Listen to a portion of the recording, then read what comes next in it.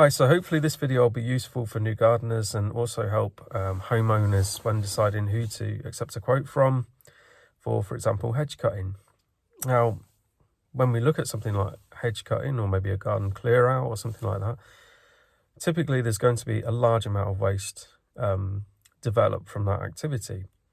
Now, according to the Environmental Protection Act 1990, there's a duty of care both on the tradesman and the homeowner. A lot of people don't know that. There is also a duty of care on the homeowner to make sure that that waste is disposed of in an appropriate manner. Now, what a lot of people I've been talking to get from people in this trade is someone will come to their property and they'll say something along the lines of, yeah, we can cut that hedge for you, we can get that cut down.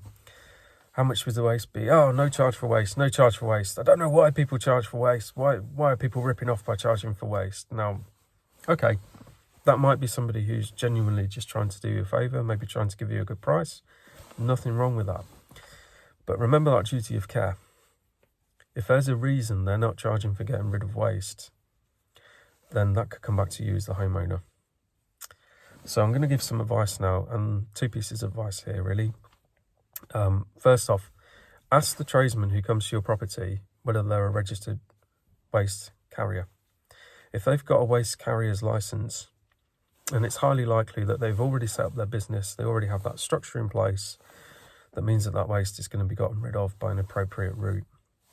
And if it ever came back to you as the homeowner, for your duty of care, then in effect, you're already covered. Because what you can say to that policeman if he came to your property is, I hired someone who has a waste carrier's license, I hired someone appropriate. Now in truth though, not every gardener's going to have that, especially not in the first year, and maybe some gardeners are even going to be getting rid of the waste by doing some innovative things, like maybe even turning it into mulch in their own properties.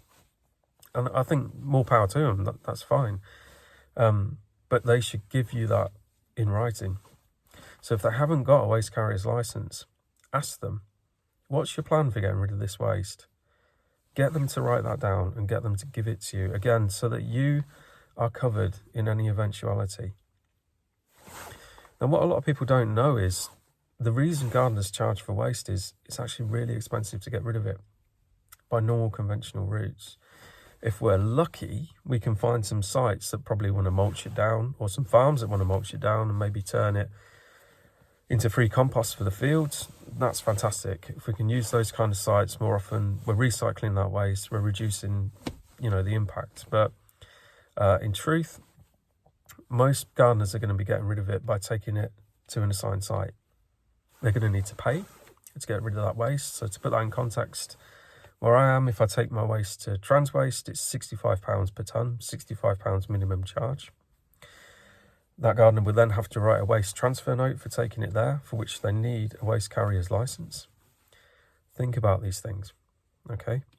If somebody's coming to your property and they're not adding a charge for waste, you need to question that.